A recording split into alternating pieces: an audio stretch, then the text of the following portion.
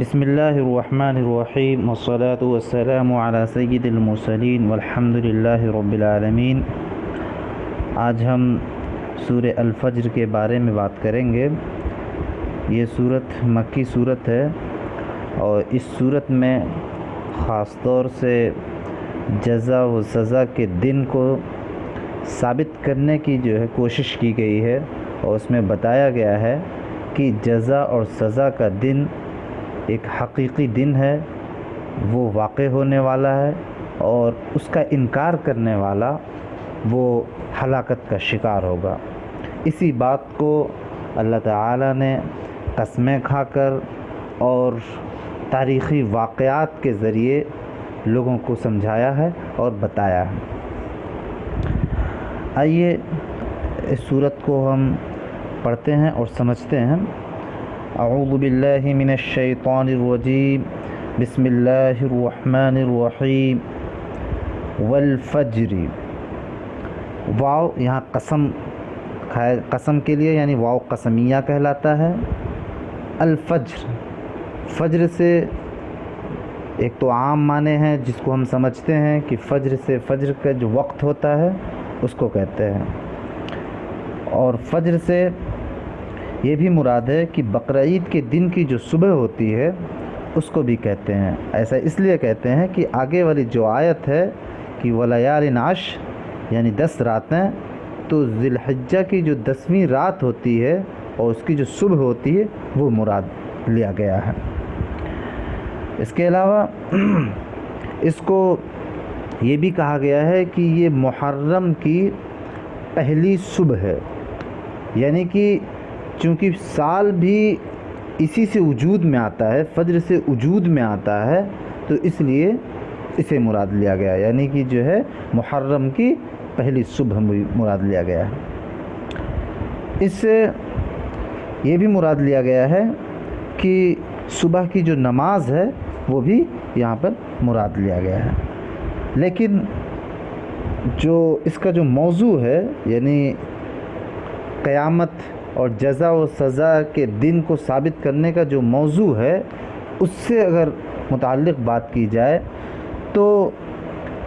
فجر کا مطلب یہاں پر یہ ہو جائے گا کہ فجر کی قسم، اس فجر کی قسم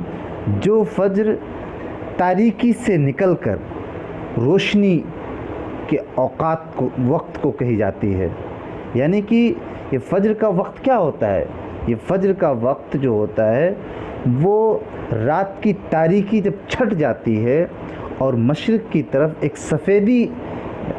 جھلکنے لگتی ہے، ایک اجالا سا دکھنے لگتا ہے، اس وقت کو فجر کہتے ہیں۔ تو اس کی قسم کھائی جا رہی ہے، یعنی کہ فجر کے وقت کی قسم، اور اس سے اس بات کی طرف اشارہ کیا جا رہا ہے کہ یہ جو فجر کا وقت ہے یہ یوں ہی وجود میں نہیں آ جاتا ہے، بلکہ اللہ تعالیٰ اس کے پیچھے ہے اور اس کے پیچھے ایک حکمت ہے، اور یہ ایک منظم طریقے سے آ رہا ہے۔ یہ اس کے پیچھے کوئی قادر مطلق ہے جو تاریکی سے صبح کو نکال دیتا ہے، جو ظلمت سے اجالے کو نکال دیتا ہے، تو یہ مراد ہے۔ تبھی اس سے پتہ چلتا ہے کہ یہاں پہ قدرت بھی پتہ چلتی ہے کہ ایک کوئی ذات ہے جو تاریکیوں سے اجالا نکال دے، تاریکیوں سے روشنی نکال دینے والی کوئی ذات ہے۔ وَلَيَالٍ عَشْرٍ، اور 10 راتوں کی قسم۔ یہ 10 راتیں، یہ بھی کہا جاتا ہے کہ یہ 10 راتیں محرم کی 10 راتیں ہیں، یا یہ بھی کہا گیا، اس کا مطلب لیا گیا ہے کہ یہ ذی الحجہ کی 10 راتیں ہیں، یعنی ذی الحجہ جو مہینہ ہے اس مہینے کی پہلی تاریخ سے لے کے 10 تاریخ تک کی جو راتیں ہیں اس سے یہ مراد ہے۔ اور اس کی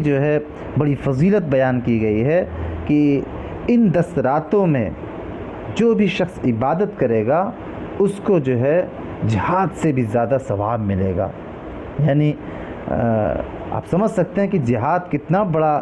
ثواب ہے جہاد کرنا، لیکن اگر آپ ان 10 راتوں کو پا جاتے ہیں اور ان 10 راتوں میں آپ عبادت کرتے ہیں، اللہ تعالیٰ کی طرف رجوع کرتے ہیں، تو یہ بہت ہی بڑا ثواب کا کام ہوگا۔ لیال کہتے ہیں رات کو، یہ جمع ہے لیل کی، اور عشر کہتے ہیں 10 کو، یعنی 10 راتوں کی قسم کھائی گئی ہے، چونکہ یہ بہت ہی مقدس راتیں ہیں، ٹھیک ہے، اس وجہ سے اس کی قسم کھائی گئی۔ والشفع والوتر، شفع کہتے ہیں جفت کو، یعنی کہ جو ایون نمبر ہوتا ہے 2 4 6 8، جو ایون نمبر ہوتا ہے اس کو جو ہے شفع کہتے ہیں، اور وطر کہتے ہیں جو طاق نمبر ہوتا ہے، جو آڈ نمبر ہوتا ہے، ٹھیک ہے، اس کو کہتے ہیں، یعنی 1 3 5 اس طرح کے جو نمبر ہوتے ہیں اس کو کہتے ہیں۔ یہاں پر الشفع سے مراد، بعض لوگوں نے یہ بھی کہا ہے کہ الشفع سے جو نمازیں 2 رکعت 4 رکعت ہوتی ہیں اس کو الشفع کہتے ہیں، اور وطر سے مراد جو ہے جو 3 رکعت والی نمازیں ہیں جیسے مغرب، تو اس سے ساری نمازیں شامل ہو جائیں گی۔ اور یہ بھی کہا جاتا ہے کہ اس سے ساری چیزیں مراد ہے، یعنی اللہ تعالیٰ نے ہر چیز کو بتایا کہ جوڑوں میں پیدا کیا ہے، یعنی تو اس سے کیا ہو جائے گا، الشفع سے مراد یہ ہو جائے گا کہ ساری مخلوقات اللہ تعالیٰ کی ساری جو کریچر ہے وہ ساری اس میں انکلوڈ ہو جائے گی، اور وطر سے مراد خود اللہ تعالیٰ ہو جائے گا۔ اور اس سے یہ بھی کہا گیا کہ اس سے سارے نمبر مراد ہیں، یعنی کہ کوئی عدد ایسی نہیں ہے جو ان دونوں سے خالی ہو، یا تو وہ آڈ نمبر ہوگی، یا تو ایون نمبر ہوگی، یا تو طاق نمبر ہوگی، یا جفت نمبر ہوگی، تو اس سے ساری چیزیں شمار میں آ جاتی ہیں۔ اور اسی شمار کے ذریعے تاریخ، جو ہم ڈیٹس کے نام سے جانتے ہیں، جو تاریخ ہوتی ہے کہ فلاں دن، فلاں تاریخ، فلاں مہینہ، فلاں ایئر، یہ ہوتا ہے، تو اس کے ذریعے سے ہم کاؤنٹ کر لیتے ہیں۔ تو جو دن کا نکلنا، رات کا آنا، سورج کا نکلنا، چاند کا نکلنا، جو یہ سب کچھ ہے، تو اس سے پتہ چلتا ہے کہ ایک اس کی کاؤنٹنگ ہو رہی ہے، اس کی ایک عدد ہے، اس کا ایک شمار ہے، ٹھیک ہے، یہ یوں ہی نہیں وجود میں آ جا رہا ہے، بلکہ اس کے پیچھے کوئی طاقت ہے، اس کے پیچھے کوئی منظم ہے جو ان چیزوں کو نظم کر رہا ہے، ان چیزوں کو نسق کر رہا ہے، ان چیزوں کو دیکھ رہا ہے، ان چیزوں کو کنٹرول میں اپنے رکھے ہوئے ہے، ٹھیک ہے۔ تو اس سے جو ہے یہ پتہ چلتا ہے کہ یہ جو اوقات ہیں، یہ جو ٹائم ہے، اور یہ جو عبادات ہیں، ٹھیک ہے، یہ سب بہت ہی اہم ہے، اور یہ جو ہے اپنے آپ میں ایسے نہیں چل رہی ہیں، بلکہ اس کے پیچھے اللہ تعالیٰ کی حکمت ہے، وہ طاقت ہے۔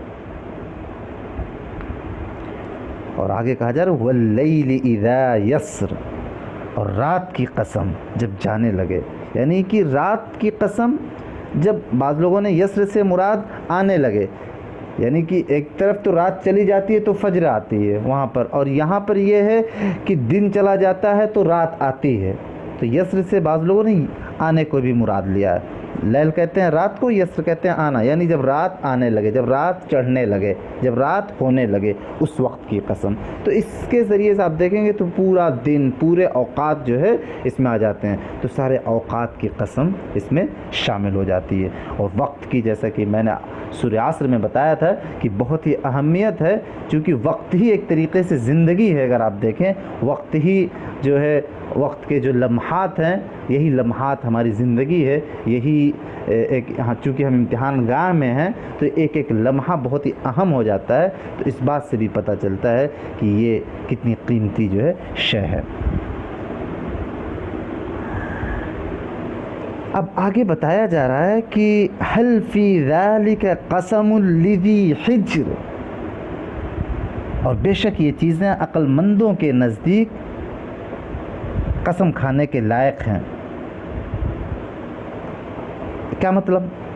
اس کا مطلب یہ ہوا، آپ یہ پہلے سمجھ لیجئے اللہ تعالیٰ یہ قسم کیوں کھا رہا ہے، ابھی جو قسمیں کھائی گئی ہیں اللہ تعالیٰ کیوں قسم کھا رہا ہے؟ اس کی وجہ جو یہ ہے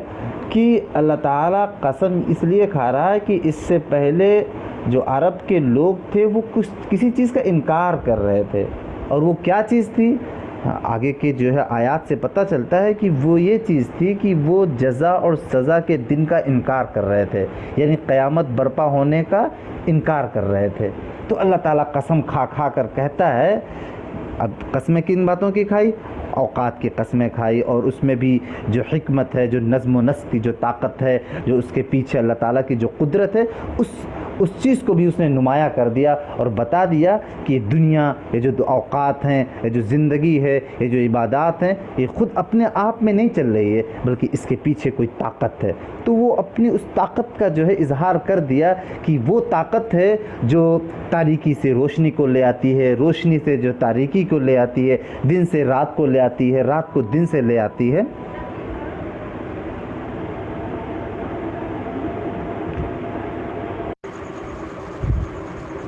حل فی ذلک قسم الذی حجر، یعنی جو پہلے قسمیں کھائی گئی ہیں اس کے بعد بتایا جا رہا ہے کہ کیا اس کے بعد بھی کسی عقل مند کے لیے قسموں کی ضرورت ہے؟ یعنی کہ جس بات کا تم انکار کر رہے تھے ان باتوں کو ثابت کرنے کے لیے میں نے جن جن آیات کا یعنی جن جن کی قسمیں کھائی ہیں، کیا یہ کافی نہیں ہے؟ کیا یہ اس کے ثبوت کے لیے کافی نہیں ہے؟ اب کیا کسی عقل والے کے لیے، یعنی جس کے پاس بھی عقل ہے، سوچنے سمجھنے کی طاقت ہے، کیا اسے سمجھ نہیں آ رہا کہ اب اس کے بعد کسی بھی قسم کی ضرورت نہیں، کسی بھی شہادت کی ضرورت نہیں ہے؟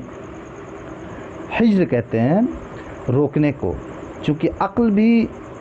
آپ کو روکتی ہے غلط کام کرنے سے، آپ کو روکتی ہے نقصان پہنچانے والی چیزوں سے، اس لیے اس کو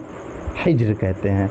اور عقل بھی خود اپنے آپ میں عقل کیا ہوتی ہے؟ عقل بھی عربی لفظ میں جو ہے روکنے کو، باندھنے کو کہتے ہیں، یعنی آپ جو ہے کسی چیز کو کسی چیز باندھ دیتے ہیں، یعنی آپ غلط چیز سے اپنے آپ کو روک لیتے ہیں باندھ کر، تو اس کو عقل بھی کہتے ہیں۔ تو یہاں پر حجر سے مراد عقل ہے۔ یعنی اب اللہ تعالیٰ نے ان قسموں کے ذریعے اس بات کو ثابت کر دیا کہ جزا و سزا کا ایک دن ہے، وہ آ کر رہے گا۔ پھر اس کے بعد لوگوں کو سمجھانے کے لیے اللہ تعالیٰ نے ایک تاریخی واقعات کے ذریعے سمجھانے کی کوشش کی۔ فرمایا کہ الم تر کیف فعل ربک بعاد، الم تر، کیا تم دیکھتے نہیں، کیا تمہیں پتہ نہیں، کیا تم نے سنا نہیں، کیف فعل ربک بعاد، کہ تیرے رب نے عاد کے ساتھ کیا کیا، یعنی قوم عاد کے ساتھ کیا کیا تیرے رب نے۔ یعنی قوم عاد نے جب سرکشی کی، اپنے آپ کو جو ہے انہوں نے سب سے زیادہ طاقتور سمجھا اور اللہ تعالیٰ کا انہوں نے ایک طریقے سے انکار کیا اور اپنے نبی کا انکار کیا اور اپنے نبی کی باتوں سے جو ہے منہ موڑا، تو اللہ تعالیٰ نے جو ان پر ایسا طوفان لایا کہ وہ ڈھیر کے ڈھیر رہ گئے، ان کے دھڑ الگ ہو گئے، ان کا سر الگ ہو گیا، وہ پڑے کے پڑے رہ گئے۔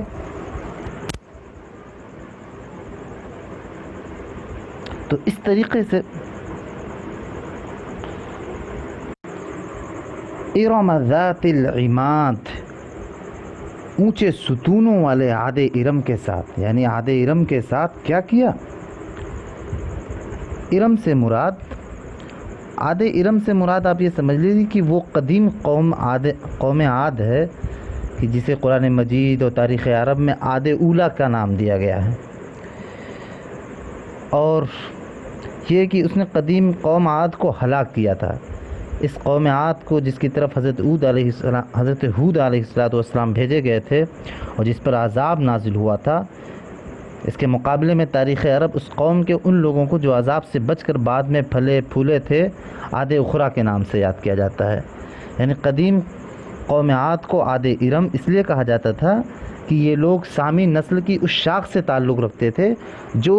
ارم بن سام بن نوح سے چلی تھی۔ اسی شاخ یعنی اسی برانچ کی کئی دوسری ضمنی شاخیں تاریخ میں مشہور ہیں، جن میں سے ایک سمود ہے، جن کا ذکر قرآن مجید میں بھی آیا ہے، اور دوسرے آرامینز ہیں جو ابتداءً شام کے شمالی علاقے میں آباد تھے اور جن کی زبان آرامی سامی زبانوں میں بڑا اہم مقام رکھتی تھی۔ اور عاد کے لیے ذات العماد کہا گیا، اونچے ستون والے کے الفاظ استعمال کیے گئے کیونکہ وہ بڑی بڑی بلند عمارتیں بناتے تھے اور دنیا میں اونچے ستونوں پر عمارتیں کھڑی کرنے کا طریقہ سب سے پہلے انہی نے شروع کیا تھا۔ قرآن مجید میں دوسری جگہ ان کو اس خصوصیت کا ذکر اس طرح کیا گیا کہ حضرت ہود نے ان سے فرمایا تھا کہ اتبنون بکل ریع آیۃ تعبثون وتتخذون مصانع لعلکم تخلدون، یہ تمہارا کیا حال ہے کہ ہر اونچے مقام پر لا حاصل ایک یادگار عمارت بنا ڈالتے ہو اور بڑے بڑے قصر تعمیر کرتے ہو، گویا تمہیں ہمیشہ یہاں رہنا ہے۔ یعنی وہ اس طریقے سے بڑی بڑی عمارتیں بڑے بڑے ستونوں پر قائم کرتے تھے اور اس قدر محنت کے ساتھ بناتے تھے کہ ایسا لگتا تھا کہ انہیں پوری زندگی، یعنی کہ اپنی پوری زندگی بلکہ ہمیشہ ہمیشہ ان کو یہیں رہنا ہے، ان کو موت نہیں آنے والی ہے۔ تو اس طریقے کی ان کی خصوصیات تھی۔ اور اس کے بارے میں کہا جاتا ہے کہ التی لم یخلق، اگلی آیت میں کہ التی لم یخلق مثلها فی البلاد، کہ یعنی یہ ایسے لوگ تھے جن کے مانند کوئی قوم دنیا کے ملکوں میں پیدا نہیں کی گئی تھی۔ یعنی وہ اپنے زمانے کی ایک بے نظیر قوم تھی، اپنی قوت، شان و شوکت کے اعتبار سے اور جسمانی طاقت کے اعتبار سے وہ بہت ہی بالکل الگ ہی قوم تھی۔ لیکن کیا ہوا کہ انہوں نے جو ہے تکبر کیا اور زمین میں جو ہے فساد برپا کیا اور اپنے آپ کو سب سے زیادہ طاقتور سمجھا، تو اللہ تعالیٰ نے بھی ان کے ساتھ ہلاکت کا معاملہ کیا اور ان پر جو ہے مسلسل سات راتیں 8 دنوں تک جو ہے ان پر جو ہے طوفان جاری رکھا، اور اس کا نتیجہ یہ ہوا کہ چونکہ وہ بہت بڑے بڑے ہوتے تھے تو ان کا دھڑ پورا ایسے پڑا رہتا تھا جیسے کوئی کھجور کا درخت ہو گرا رہتا ہے، اسی طریقے سے ان کے جسم پڑے رہتے تھے اور ان کا سر الگ رہتا تھا۔ اللہ تعالیٰ نے کیوں ایسا کیا؟ کیونکہ ان لوگوں نے بھی اسی بات کا انکار کیا تھا کہ یہی دنیا ہے، یہی ہمیں جینا ہے، اس کے بعد کوئی اور جو ہے دنیا نہیں آنے والی ہے، ٹھیک ہے، یعنی کہ اس کے بعد کوئی اور جزا و سزا کا دن نہیں آنے والا ہے۔ تو اسی لیے جو ہے اللہ تعالیٰ نے اس واقعے کے ذریعے ہمیں عبرت دی ہے۔ اور اس کے بعد بتایا دوسرا واقعہ کہ وَثَمُودَ الَّذِينَ جَابُوا الصَّخْرَ بِالْوَادِ، اور ثمود کے ساتھ جنہوں نے وادی میں چٹانیں تراشی تھی، یعنی ثمود قوم بھی تھی جو چٹانوں میں جو ہے، جو وادیوں میں جو ہے بڑی بڑی چٹانوں کو جو ہے تراش کر گھر بناتے تھے۔ وہ فرعون، اس کے بعد ایک اور واقعہ بیان کیا کہ وہ فرعون ذی الاوتاد، اور اس فرعون کو جس کی بہت فوج تھی، اوتاد کہتے ہیں میخ کو، جو کیلا ہوتا ہے جس کے ذریعے خیمے جو ہے لگائے جاتے ہیں، ٹھوکے جاتے ہیں، اور اوتاد کا دوسرا مطلب یہ فوج کے معنی بھی آتا ہے اور خیمے کے معنی بھی آتا ہے۔ تو اس کا مطلب یہ ہے مجموعی طور پہ یہ سمجھ لیجیے کہ وہ فرعون، ٹھیک ہے، جس کی بڑی فوج تھی، جو بڑی طاقتور والی فوج تھی، اس کو الذین طغوا فی البلاد، جنہوں نے جو ہے ملکوں میں تباہی مچا رکھی تھی، فاکثروا فیہا الفساد، اور انہیں بہت فساد پھیلایا تھا، فصب علیہم ربک صوت عذاب، آخرکار تمہارے رب نے ان پر عذاب کا کوڑا برسا دیا، یعنی ان کو ہلاک کر دیا